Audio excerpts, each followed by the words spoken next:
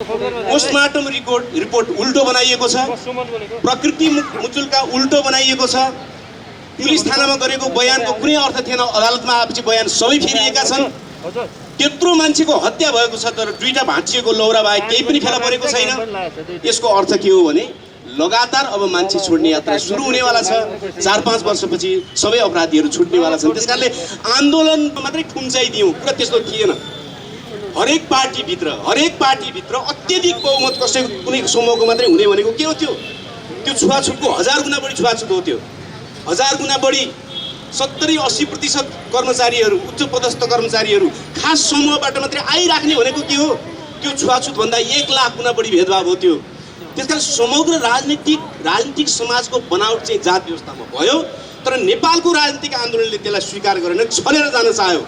जसको परिणाम के भयो त भने हरेक पार्टीभित्र जनयुद्ध भएका ठाउँहरूमा पनि केही समय अन्तर्जातीय बिहाहरू भइराख्ने र नेतृत्वमा त्यसको मुख्य नेतृत्व हिस्सामा प्रतिगमन भइसकेपछि ती सबै उल्टिने र आज त्यही ठाउँमा चाहिँ बर्बर हत्याकाण्ड मचिने स्थिति पैदा भयो। त्यसकारण मेरो जोड कहाँ हो त भने छुवाछुत, भेदभाव इत्यादि इत्यादि हाम्रो पार्टीमा 2-4 जना दलित घुसाइदिएका छौँ, यो मुख्य मुद्दा होइन। मुख्य मुद्दा नेपालको राजनीतिकले आन्दोलनले हिजो गरेको गल्ती अब सच्याउने कि नसच्याउने, कि जात व्यवस्थाको विरुद्ध नेपालको राजनीतिक आन्दोलन जाने कि नजाने, अनि मात्रै यो समस्या हल हुन्छ। त्यसकारणले जात व्यवस्था थियो, छ, हर पार्टीभित्र छ, हर कार्यालयमा छ, हर टेलिभिजन स्टेसनमा छ, हर ठाउँमा छ, नभएको ठाउँ छ। त्यसलाई स्वीकार्ने हो।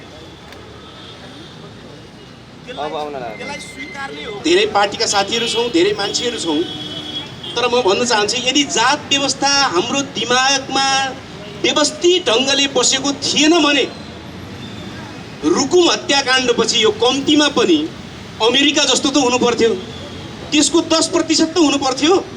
भएन। किन भएन भने हामी आन्दोलनमा प्रतिनिधित्व गरिदिनेतिर गयौँ, प्रतिनिधित्व गरिदिने म पनि छु है भनेर देखाउनेतिर गयौँ। बरु हामी यो व्यवस्था र यसबाट उब्जिएको यत्रो भयानक जो स्थिति छ त्यसको विरुद्ध दृढतापूर्वक सबै लड्नेतिर कोही पनि गएनौँ। तर त्यो दुईटै आन्दोलनले, विशेष रूप प्रसाद कोइरालाको धारा भन्नुहोस् वा पुष्पलालको धारा भन्नुहोस्, त्यो दुईटै आन्दोलनको धाराले नेपाली समाजको बनावट जात व्यवस्थामा आधारित छ भन्ने कुरालाई स्वीकार गर्न सकेन। मुख्य ध्यान हाम्रो त्यहाँ हुनु जरुरी छ कि जात व्यवस्थामा आधारित नेपाली समाज थियो, नेपाली समाजको बनावट, नेपाली समाजको वर्गहरूको बनावट, यहाँको संस्कृतिको बनावट, यहाँको सबै तहगत संरचनाको बनावट चाहिँ जात व्यवस्थाद्वारा उत्प्रेरित हो, जात व्यवस्थाद्वारा निर्धारित हो। तर नेपालको दुईटै राजनीतिक धाराले, लोकतान्त्रिक पनि कम्युनिस्ट पनि, दुईटै राजनीतिक धाराले नेपालको सामन्तवाद, हिजोको सामन्तवाद चाहिँ जात व्यवस्थामा आधारित हो भन्ने कुरालाई स्वीकार गर्न सकेन, त्यसलाई पहिचान गर्न सकेन। जसको कारणले युरोपको जस्तो, चाइनाको जस्तो वा अन्य ठाउँको जस्तो सामन्तवाद सोच्यो जहाँ जात व्यवस्थामा आधारित समाज थिएन। त्यसकारणले नेपालको सामन्तवादका विरुद्धको लडाइँ कस्तो बन्न पुग्यो त भने जुन जात व्यवस्थाले समाजलाई आधारभूत रूपमा निर्माण गरेको छ त्यसको विरुद्ध नलडिकन राजनीतिक स्वतन्त्रताको आन्दोलन बन्न पुग्यो नेपालको राजनीतिक आन्दोलन। जसको कारणले परिणाम के भयो त भने 2050-52 सम्म आइपुग्दा त नेपालका सबै पार्टीहरू, कम्युनिस्ट पार्टीहरू पनि र लोकतान्त्रिक धाराका पार्टीहरू पनि आफै जात व्यवस्थाद्वारा निर्मित हुन पुगे। पोस्टमार्टम रिपोर्ट उल्टो बनाइएको छ, प्रकृति मुचुल्का उल्टो बनाइएको छ, पुलिस थानामा गरेको बयानको कुनै अर्थ थिएन, अदालतमा आएपछि बयान सबै फेरिएका छन्। त्यत्रो मान्छेको हत्या भएको छ तर दुईटा भाँचिएको लौरा बाहेक केही पनि फेला परेको छैन। यसको अर्थ के हो भने लगातार अब मान्छे छोड्ने यात्रा सुरु हुनेवाला छ। 4-5 वर्षपछि सबै अपराधीहरू छुट्नेवाला छन्। त्यसकारणले आन्दोलन राम्रो प्रकाश चन्द्र दाइको पार्टी नै आउने कि नआउने, उहाँको दलित मात्रै किन आउने हो आन्दोलनमा? किन आउने हो उहाँको दलित मात्रै? होइन, मेरो विचारमा सिङ्गै पार्टी यो विषयमा आन्दोलन आउने नआउने, सिपी गजुरेलजीको पार्टी आउने कि नआउने, एमसिसीमा भनेपछि सबै उफ्रिन जान सक्ने यो विषयमा चाहिँ सिङ्गै पार्टी आउनु नआउने किन? प्रश्न त यहाँ हल गर्नु पर्ने। सम्भवतः धेरै धन्यवाद दिन चाहन्छु। यो बहस सामान्य अवस्थाको बहस होइन, यो आन्दोलनको क्रममा एउटा आन्दोलनको कडी हो यो बहस। त्यस कारणले यो बहस सडक बहस यो अहिले जो रुकुम लगायत देशभरिमा जति पनि ज्यान गुमाउनु भएका दलितहरूप्रति म हार्दिक श्रद्धाञ्जली अर्पण गर्न चाहन्छु आफ्नो तर्फबाट र पार्टीको तर्फबाट उहाँको सम्पूर्ण परिवारप्रति हार्दिक संवेदना शोक र संवेदना पनि व्यक्त गर्न चाहन्छु। अब यो सबभन्दा पहिले यो जाजरकोट र रुकुमको घटना अहिले सबभन्दा बढी सामयिक रहेको छ र बडो पीडादायी बडो निन्दनीय यो घृणित कामको रूपमा सामाजिक रूपमा हेर्ने हो भने पनि र राजनीतिक रूपमा हेर्ने हो भने पनि सांस्कृतिक रूपमा हेर्ने हो भने यो अत्यन्त भर्सनायोग निन्दनीय काम हो। यसको हामी भर्सना गर्दछौँ आफ्नो तर्फबाट पनि र पार्टीको तर्फबाट पनि। अब सरकारले हामीले सुनेको यो घटनाको बारेमा के छ भने सरकारको तर्फबाट सत्ताधारी दलहरूको तर्फबाट नै संरक्षण भएको छ भने पनि सुनेको छु। त्यसमा छोड्नु हुँदैन, सजाय दिनुपर्दछ, कुनै पनि कारणले ढिलो पनि गर्नु हुँदैन र तपाईँको ओझेलमा पार्नु पनि हुँदैन यो मुद्दालाई र कुनै बहानामा यसलाई चाहिँ ढाकछोप गर्न पनि पाइँदैन भन्ने नेपाली काङ्ग्रेसको धारणा पहिलेदेखि रहेको छ र आजको यो बहसमा पनि म तपाईँको प्रश्न पार्न चाहन्छु। छुवाछुत भनेको अत्यन्त अमानवीय काम हो। हाम्रो सामाजिक संरचनामा यो चल्दै आएको छ, तर आधुनिक राज्य प्रणालीमा लोकतन्त्रमा जब हामी प्रवेश गरेका छौँ हामीले संविधान र कानुन सम्पन्न ढङ्गले नै यो छुवाछुतलाई दण्डनीय मानेका छौँ। अब यसमा अन्तर्जातीय विवाह यो सामान्य कुरा भएको हो, तर विवाहलाई अझै पनि तपाईँको सामाजिक मान्यता प्राप्त हुन बाँकी नै छ। कानुनी मान्यता त प्राप्त भएको छ, तर सामाजिक मान्यता प्राप्त हुन बाँकी नै छ। यो सामाजिक मान्यता प्राप्त गर्नको लागि समाजमा यसको लागि सचेतना, यसको लागि अभियान चलाउनु त जरुरी छँदैछ। यो धेरै महत्त्वपूर्ण प्रश्न उहाँले उठाइदिनु हो र म यसबाट सुरु गरौँ। जस्तो कि पहिला उहाँले प्रश्न गर्नुभएको थियो यो जुन समस्या हो दलितमाथि आइपरेको समस्या, जुन नृशंस हत्याकाण्ड भयो त्यो चाहिँ नितान्त त्यो पश्चिम रुकुमको मात्रै हो कि त्यो प्रतिनिधिमूलक घटना हो? त्यसले समाजलाई पनि प्रतिनिधित्व गर्छ कि त्यो एउटा बेग्लै घटना मात्रै, छुट्टै घटना मात्रै हो? मलाई के लाग्छ भने त्यसले अहिलेको समाजको त्यो प्रतिनिधि घटना हो, त्यो अलग एउटै मात्रै घटना होइन। त्यो अहिलेको समाजको परिस्थितिलाई त्यसले चाहिँ प्रतिनिधित्व गर्छ। किनभने म के भन्न चाहन्छु भने त्यो घटना घटिसकेपछि त्यो घटना घट्ने सन्दर्भमा त्यहाँ कसको भूमिका कस्तो रह्यो त्यो कुराले यसको चरित्रलाई निर्धारण गर्छ। त्यहाँका जनप्रतिनिधि, जस्तो त्यहाँ जनप्रतिनिधिको भूमिका के रह्यो वडा अध्यक्षको, उहाँले त के गर्नु पर्थ्यो भने अहिले कमसेकम यो संविधानमा त दलित प्रथा उन्मूलन भयो भनिएको छ। अब यो दलित र गैर दलितको विवाहलाई त प्रोत्साहन गर्नु पर्थ्यो नि उहाँले। जनप्रतिनिधिले त उहाँका केटीका आमा बुवाहरूलाई सम्झाउनु पर्थ्यो यो त राम्रो भयो नि, तपाईँको चाहिँ नि यो छोरी त उदाहरण बन्न सकिन्, त्यसकारण यो त राम्रो हो भनेर प्रोत्साहन गर्नु पर्थ्यो। तर अहिले रिपोर्टमा के आएको छ भने जनप्रतिनिधि नै त्यो आक्रमणका योजनाकार पनि। अनि कोलाई सामेल रहेछन् त? त्यो समाज कस्तो रहेछ अहिले यहाँका? त्यसकारण म त्यसमा आउँछु। अब त्यसो हुनाले अहिले यो जुन घटना भएको छ त्यो प्रतिनिधिमूलक र हामी सबैको आँखा खोल्ने खालको घटना भएको छ। यहाँ ठिक छ, संविधानमा उल्लेख भएको छ, 2020 सालमा पनि उल्लेख भयो, 2063 सालमा पनि त्यहाँ क्याटेगोरिकली उल्लेख भएको छ। तर अझ दलित र गैर दलितको बिहालाई प्रोत्साहन गर्नको निम्ति इनाम समेत दिने भनेर भनिएको छ। त्यति हुँदा पनि अब जनप्रतिनिधिको मानसिकता कस्तो देखियो भने यो त सजाय गर्नुपर्छ, यो दलित भएर गैर दलितमा बिहा गर्न आउनेलाई सिद्ध्याउनुपर्छ भन्ने खालको चाहिँ जनप्रतिनिधि भएपछि यो एउटा विचार रहेछ नि जनप्रतिनिधि कस्ता रहेछन् भन्ने। अर्को कुरा, त्यो घटना सँगसँगै के पनि भएको छ भने त्यो घटना कुनै न कुनै रूपमा घट्दैछ भन्ने कुरा त्यहाँका प्रहरीहरूलाई पनि थाहा थियो भनिरहेछ, प्रहरीहरू पनि आएका थिए भनिरहेछ। तर उनीहरूले चाहिँ त्यत्रो घटना भइरहँदा उनीहरू तमासे भनिएको छ, बनेका छन्। भनेपछि राज्यको यो पार्टीको दृष्टिकोण के रहेछ?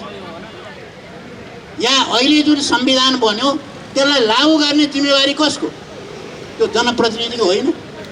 त्यो उल्टो गरी लागू गरिदिने, झन् आफै योजनाकार बन्ने त्यो हत्याकाण्डको त्यो विवाहलाई सम्पन्न गराउने भूमिका जसले खेल्नु पर्थ्यो यो राज्यको अङ्गको रूपमा, त्यसले उल्टो भूमिका खेल्यो। प्रहरी जसले सुरक्षा दिनु पर्थ्यो त्यो प्रहरी तमासे बन्यो, ठिक्कै पारे भने जस्तो गर्यो। अनि यहाँका प्रहरीहरूको राज्यको अर्को अङ्गको भूमिका कस्तो रह्यो त भने अनि दलित विरोधी, छुवाछुत मात्रै होइन जातीय विभेदको पक्षधर सोचाइरहेछ नि, त्यसबाट त्यो बुझिन्छ। उहाँले जो प्रश्न गर्नुभयो यो गम्भीर प्रश्न हो। म तपाईँहरूलाई भन्छु, यो कुनै पनि कानुन बनाइदिएर त्यो समस्या हल हुँदैन। अघि पनि चर्चा भयो, त्यसलाई लागू गर्नुपर्छ। लागू गर्ने कसले? जसले त्यसको नेतृत्व गरेको छ त्यो सरकारको पहिलो दायित्व त्यसको हो, राज्य व्यवस्थाको, त्यसको प्रहरीहरूको, सबै संयन्त्रको पहिलो दायित्व हो नि त्यसलाई लागू गर्ने। तर खोइ कसले लागू गर्यो? मैले जनयुद्धको कुरा उठ्यो त्यो बेलामा हामीले भनेका थियौँ, हामीले यो गैर दलित र दलितको बिचको विवाहलाई प्रोत्साहन गरेका थियौँ। यो कुरा निश्चित हो। हाम्रै पार्टीले म धेरै ठाउँमा त्यो विवाहमा मैले सहभागिता जनाएको छु। हामीले प्रोत्साहित गर्थ्यौँ। त्यहाँ कुनै हामी उनीहरूको घरमा पनि जान्थ्यौँ, जहाँ गैर दलितको घरमा गएर पनि हामी भूमिगत बस्थ्यौँ, उनले राम्रै मान्थ्यो। किन मेरो छोराको चाहिँ दलितसँग बिहा गराइदियो भनेर त मैले कहिले पनि सुनेको थिइनँ। मेरो छोरीको बिहा किन दलितसँग गराइदियो भनेर त कसैले विरोध गरेका थिएन। हामीलाई त्यहाँ सम्मान गर्थे, भूमिगत हामी त्यहीँ बस्थ्यौँ। त्यहाँ एउटा कल्चरको स्थापित भएको थियो। त्यो विवाहहरू कुनै पनि विघटन भएको थिएन। तर अहिले आएर अहिलेको कुरा तपाईँले गर्नुभयो, अहिले आएर सबै विघटन भएको छ। विमलेन्द्र निधिजीले भन्नुभयो बिपी कोइरालाले नेपाली काङ्ग्रेस स्थापना गरेदेखि नै हामीले यो विषयलाई अत्यधिक महत्त्व दिएका छौँ र हाम्रो पार्टीमा पनि त्यसै गरी आरक्षणको व्यवस्था गरेका छौँ भनेर भन्नुभयो। आहुतिजीले भन्नुभयो यो खालि पार्टीमा कोही नेतालाई दलित समुदायबाट कोही नेतालाई राख्ने विषय मात्रै होइन, यो त सम्पूर्ण समाज नै जात व्यवस्थामा आधारित छ र यसको विरुद्ध सङ्घर्ष गर्नुपर्छ भनेर भन्नुभयो। मलाई लागिराखेको के हो भने गएको 50, 60, 70 वर्षमा यो देशलाई नेतृत्व गर्ने पार्टीका नेताहरू यहाँ अग्रपङ्क्तिमा हुनुहुन्छ। आज अघि आहुतिजीले भनेको जस्तै एमसिसीको बारेमा छलफल हुँदैछ, तर त्यो पार्टीबाट एकजना प्रतिनिधि यो सडक बहस कार्यक्रममा उपस्थित नहुनुले नेपालका कम्युनिस्ट र आफूलाई समाजवादी भन्ने नेताहरूले कसरी यो विषयलाई हेरिरहेका छन् भन्ने कुरा स्पष्ट हुन्छ। अनि र उहाँहरू सत्तामा रहँदा पनि यो विषय किन सम्बोधन हुन सकेन, यो विषयलाई उहाँहरूले किन सम्बोधन गर्न सक्नु भएन र आज पनि आएर पश्चिम रुकुममा जुन घटना घट्यो त्यो अमानवीय बर्बरतापूर्ण एकदम मध्ययुगीन जुन घटना घट्यो त्यसको विषयमा निरन्तर तपाईँहरू सबैजना यसरी आन्दोलनमा किन उत्रिनु परिराखेको छ? यो अत्यन्त दुःखद विषय हो र यसलाई सम्बोधन गर्नको लागि जे भइराखेको छ त्यसलाई कुनै न कुनै बिन्दुमा सम्बोधन त गर्नै पर्छ। त्यो सम्बोधन गर्नको लागि सबभन्दा पहिला अघि पार्टीमा प्रतिनिधित्वको मात्रै विषय होइन र एक दुईजना राख्ने मात्रै विषय होइन भनेर आहुतिजीले भन्नुभयो, सही हो। त्यसै हुनाले साझा पार्टीमा हामीले समावेशिता र सामाजिक न्याय विभाग बनाएका छौँ र त्यसको नेतृत्व प्रकाश परियारले गरिराख्नु भएको छ, प्रकाश चन्द्र परियारले। र म आज यहाँ दलित समुदायका धेरै साथीहरू भएको ठाउँमा के भन्न चाहन्छु भने साझा पार्टीको नेतृत्वमा, उच्च नेतृत्वमा हामी साँच्चीकै दलित समुदायका, विभिन्न पिछडिएका समुदायका र विभिन्न अन्य समुदायका व्यक्तित्वहरूको प्रतिनिधित्व चाहन्छौँ र तपाईँहरू कोही पनि साझा पार्टीसँग आबद्ध हुन चाहनुहुन्छ भने प्रकाश चन्द्र परियारजीसँग सम्पर्क गर्नुहोला, किनभने साँच्चीकै हामी यसलाई आन्दोलनको रूपमा अगाडि बढाउन चाहन्छौँ। एक नम्बर। दोस्रो नम्बर, हामी जहिले पनि हामीले जब यो अधिकारको कुरा गर्छौँ हामी संवैधानिक र कानुनी अधिकारको कुरा गर्छौँ र संवैधानिक अधिकारको कुरा गर्दाखेरि आजसम्म पनि दलित आयोग बन्न सकेको छैन। दलित आयोग अहिलेसम्म बन्न नसक्नुको कारण के हो? यहाँ उपस्थित भएका नेताहरूले जवाफ दिनुपर्छ, सत्तारूढ पार्टीको नेताले पनि जवाफ दिनुपर्छ। र त्यसै गरी कानुनमा भएका छिद्रहरू त्यसलाई पुर्दै जानुपर्छ। त्यो साथ कसैको दुई मत हुनै सक्दैन र संवैधानिक र कानुनी अधिकार पहिलो हतियार हो।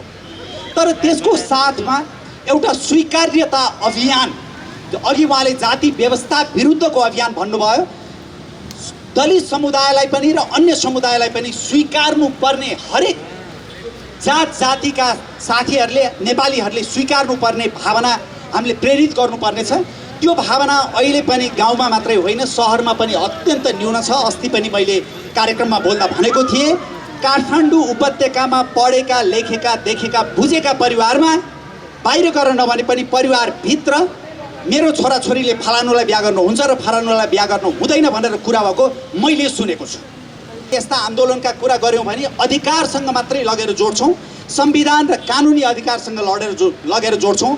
तर जाजरकोट र पश्चिम रुकुममा बुढानीलीकण्ठ शैलीका स्तरीय दर्जनौँ स्कुल भइदिएको भए आज जुन घटना घट्यो त्यो घट्थ्यो कि घट्दैन भनेर हामी प्रश्न गरौँ एकचोटि। यसको अर्थ शिक्षाले चेतना पनि दिन्छ, विवेक पनि दिन्छ भनेको होइन, नदिन पनि सक्छ। तर आम रूपमा गुणस्तरीय सार्वजनिक शिक्षा समाजका अधिकांश विकृतिको औषधि हो। यो कुरा विकसित देशहरूले नि प्रमाणित गरिसकेका छन्।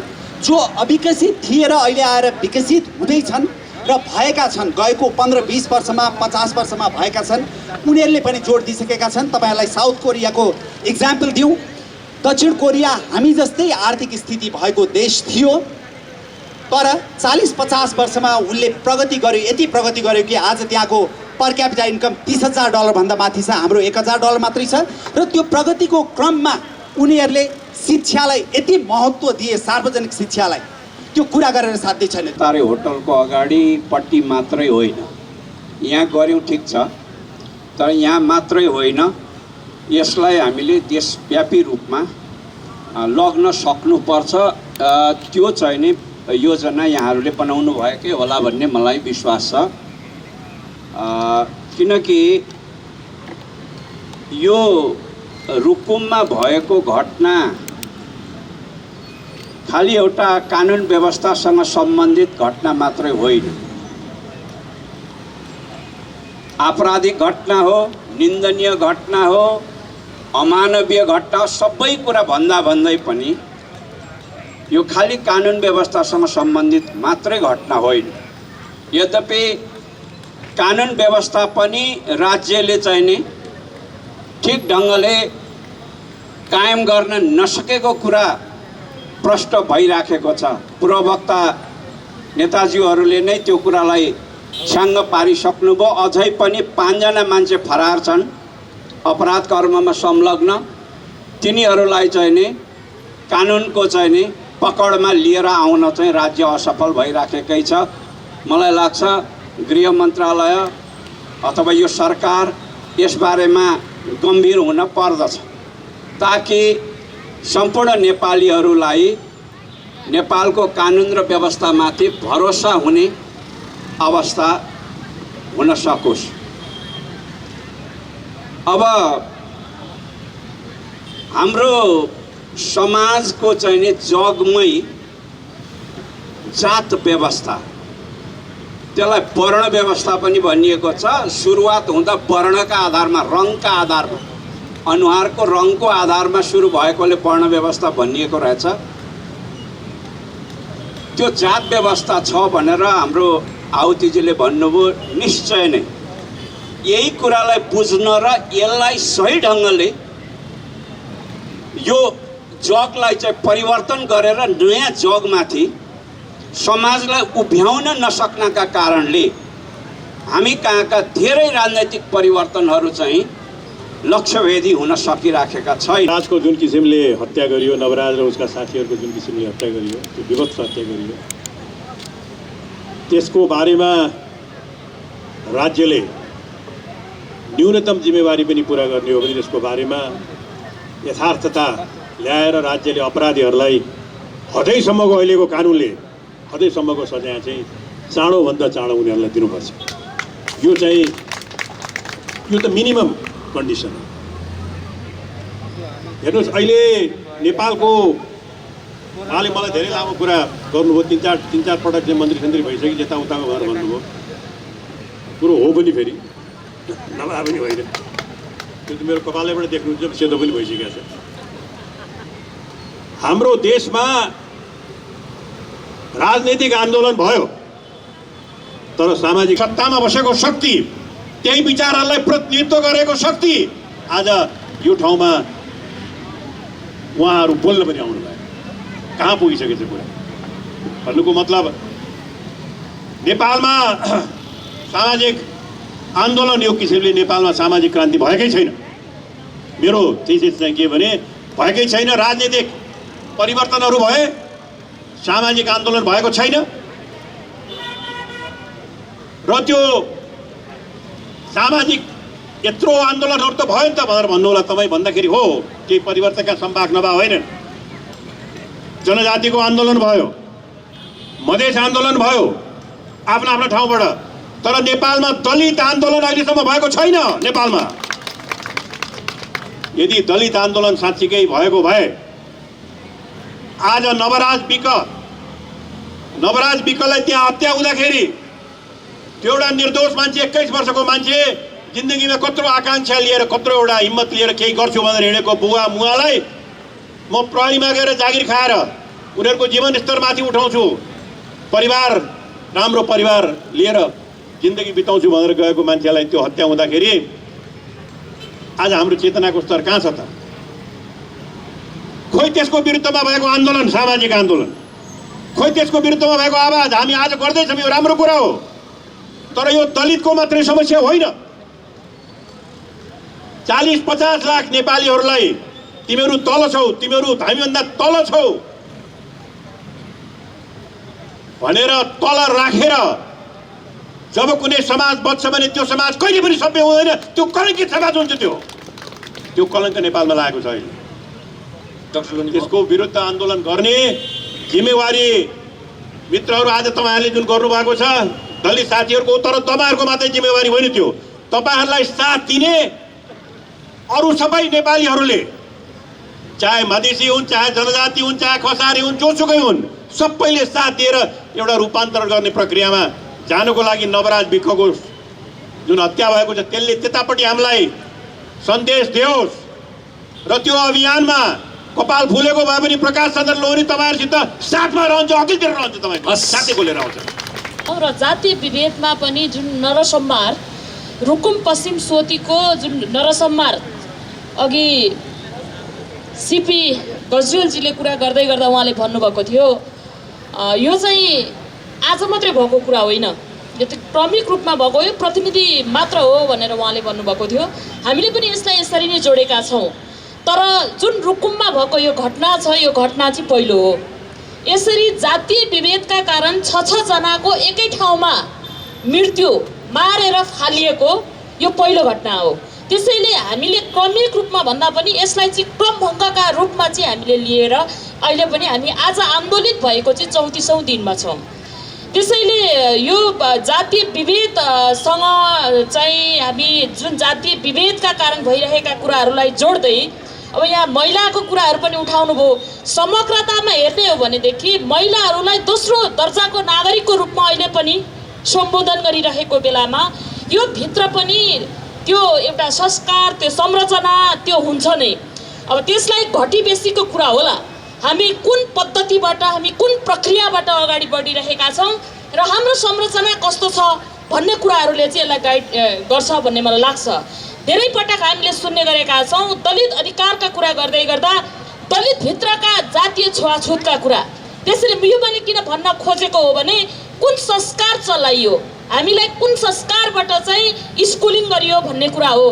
त्यसैले सबै ठाउँमा चाहिँ महिलाहरूको विषयमा जुन विभेद छ, तर त्यति ठुलो जुन एउटा चाहिँ जुन यो राज्य सत्ताको कुरा हामीले गरिरहेका छौँ त्यसमा पनि उच्च वर्गीय, कथित उच्च वर्गीय कुरा त्योभन्दा अलिकति फरक हो कि भन्ने अनुभूति चाहिँ हामीलाई हुन्छ।